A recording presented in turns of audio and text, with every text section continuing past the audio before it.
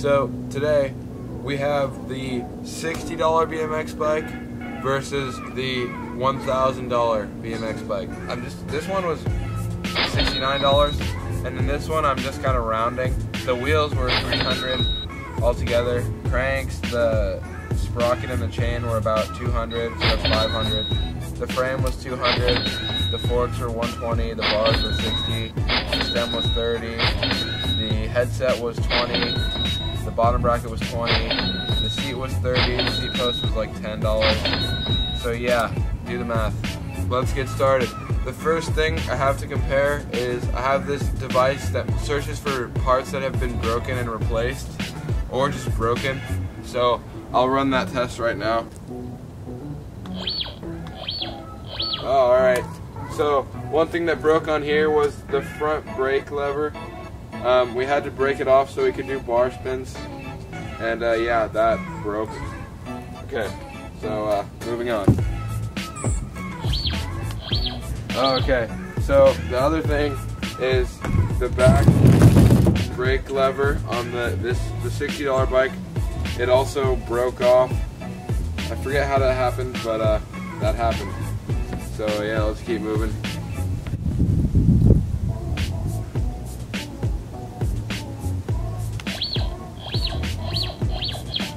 Okay, oh, that's right. So there was a chain guard on this, but that broke too when we jumped it. So yeah, that was another thing that broke. Oh yeah, that's right. Okay, so also on these handlebars, they would always move and they were stripped. So we put some JB weld in there, and that's another thing that broke on here. So the JB weld now holds those bars on. And then let's move on to this bike.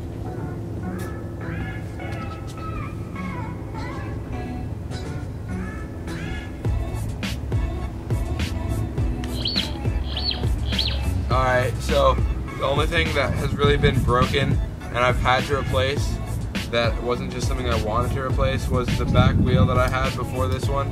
The hub got stripped and that broke, so yeah. So one thing that's obviously better about this one, as you can see right now, is it stands up by itself. This one you gotta prop it up or do some shrimp with it, do some other stuff with it. I have to hold this one up. Just a waste of my time. Why would I hold this one up when I can have this bike that just stands by itself? Oh, that's right. Also the seat on here got a little loose, so I'm gonna have to fix that. Another difference is the weight. The weight in this bike, it's a whole lot lighter than the weight of the $60 bike. It's this one's a lot heavier. I'm sure if you did some chopping off of the parts, you could probably make them close, maybe close to even, maybe not. All right, let's do hub sounds, because I know a lot of people like to listen to the sound of their hub. So here's my Madeira hubs.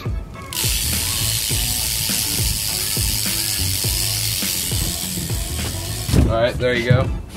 And then let's do the sound of the $60 bike hub. Oh yeah.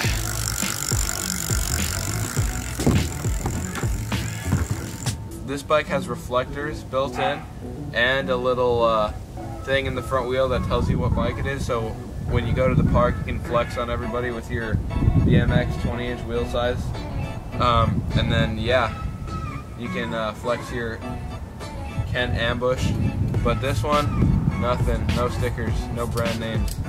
So yeah, that's an obvious downside if you want to flex on all the little biker boys. So the grips are another difference. These grips are less comfortable, but they're gonna last you longer, obviously, because they're freaking like army grade grips. They're like plastic, kind of almost. And then these ones are all soft. They're for wimps. They don't last as long. Obviously, you're gonna need to buy new ones quicker if you have the $1,000 grips than if you have the $60 grips. So yeah, obviously this one has no brakes. So how are you gonna stop? This one has nice brakes built in. Even though they're broken, we're still gonna give the bike points for having brakes, even though they're snapped and are broken off. Yeah, so actually, I don't know, that kind of makes them even. Yeah, so another downside to the $1,000 bike is the inability to quickly and easily remove and replace your pegs. See, I don't have my pegs on because it's too much of a hassle on that bike, but on this one, you see, all I have to do is